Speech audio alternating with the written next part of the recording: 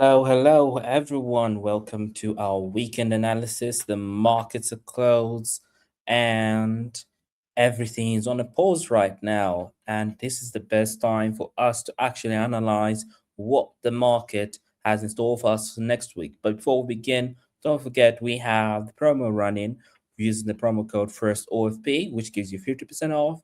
Then, if you are a second time user, or have been with us for quite a while, you can get 45% off using the promo code OFP45. And this ends on the 31st of July at 11:59 p.m. CET. So you still have time, exactly less than 15 days. So I'm thinking 13 days. Yes, you do have 13 days from now before this promo ends. So without further ado, let us jump right into our analysis this evening. So starting first with the dollar index. The dollar index, we were hoping that it might go up, and fortunately, it dropped all the way down. And yeah, we got stopped out. Question is, where do we go from here? Well, right now it seems like we are setting up for an inverse head and shoulders right here. Like we have the head here, left shoulder. It seems to be forming the right shoulder, and then maybe we might be going up from here. So we're still, the bias is still to the upside. So I'm thinking maybe the market will come slightly down to probably 10,600 there. And then we can put a stop loss right below the previous low. And then we might be aiming for the very top here around 101,800, which was the previous high. So that is what I'm anticipating for next week on the dollar index. So I am still bullish on the US dollar. Then euro dollar kind of survived, but it got stopped out as well. Just a tad bit though, but we can see that this week and also from last week, we have been consolidating. So the question is, are we still looking to go short or long here? Well, based on the dollar index, we'll be most likely looking to go short. But on this one, I'll wait for the markets to do what needs to do. So I'm thinking right below the support level is where we could be looking to go short. And then maybe we could be going as far as 1.12 on euro dollar. But of course, we will see how this pans out. If there'll be lower highs, then we'll put our stop loss right above those lower highs. Then let's look over to dollar yen. So dollar yen, we're still short on it, but it has also been moving sideways. So like this week has literally been a sideways week. Like not much has been going on in the FX market. So next week we will still be short here, and we're still waiting for that opportunity to come all the way down here to this major support level where the intervention happened. And then pound yen. Pound yen, unfortunately, we got stopped out on that short we had. So right now, I'd actually be looking for us to make a lower low here. So this will put it as a pending order, and we might be actually be targeting this long-term trend which happened here. So we might be aiming for 212. 212 is an area we are looking to come down to. So if we do break the support level and come all the way down, then possibly that could be our shorting opportunity. Then dollar Mexican, we're still at it.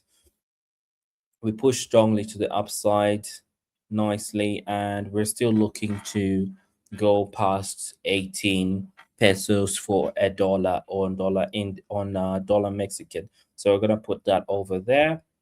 So we might actually be looking for that next week. Then CAD Swiss, we were doing very well, and we seem to be almost reaching our take profit level here. So next week we might be actually looking to reach that level. Then pound dollar, unfortunately we go stopped out on the short there, and we seem to be doing similarly what I think the dollar yen is doing as well. So pound related pairs, they seem to be moving in the exact same way to the downside slightly.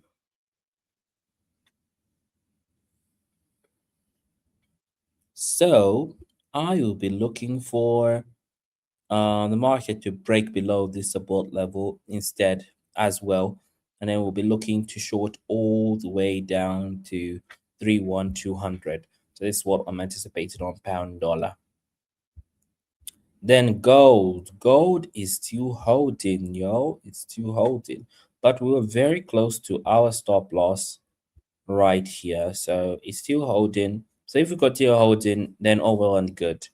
And then we could be still aiming for 5,000 on gold. And then if not, then this previous support level may be invalidated, unfortunately. But we shall see on how that goes. Exactly. Yeah.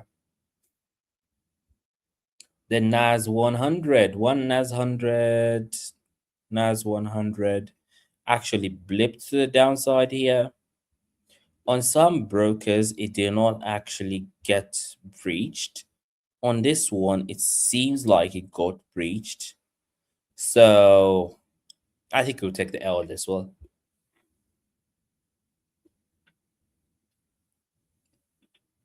And nothing we can do here but looking for the next opportunity.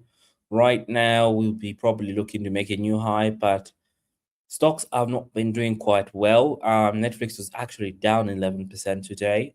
So a lot of this downward trend pressure on stocks actually made the NAS 100 to drop as well, unfortunately.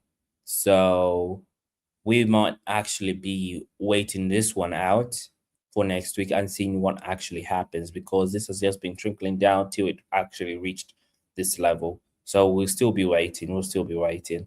And then Bitcoin.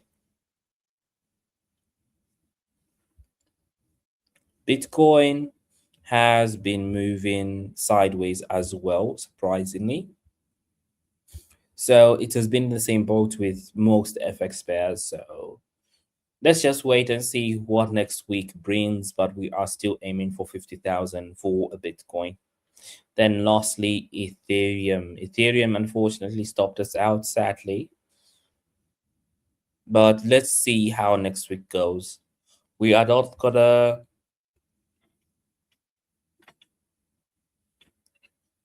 gonna make any focus on this one, but we're yet to see what happens. So we're gonna wait this one out and see if maybe between the week we actually make new highs or continue lower. If we continue lower from here, then we'll be looking for shorting opportunities. But if we continue higher, then maybe this could be the bottoming area for Ethereum. And we might not actually be reaching those levels of 1,200, because actually Ethereum, if I'm not mistaken, did probably reach these levels sometime back, not too far back though. We're talking 2025. Yes, Ethereum did reach these levels in 2025, just right below here. So Ethereum reached 1,359. We're also aiming for 1,200, and it bounced all the way back up to 4,000, actually almost 5,000. So also that is possible as well. This could be the bottoming out, where support actually holds as well and then bounces back all the way up. So we could be ready for that as well.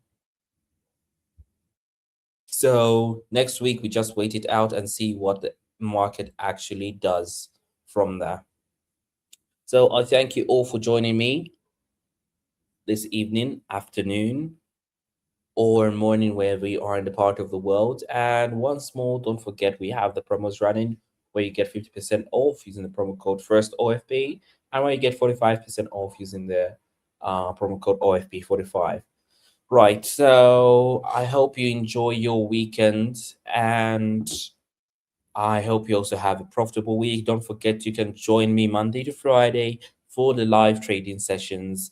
And from there, we can actually go through the market, see how I trade, see what opportunities I am seeing in the market, and you can learn from that as well. So, without further ado, happy weekend and happy trading.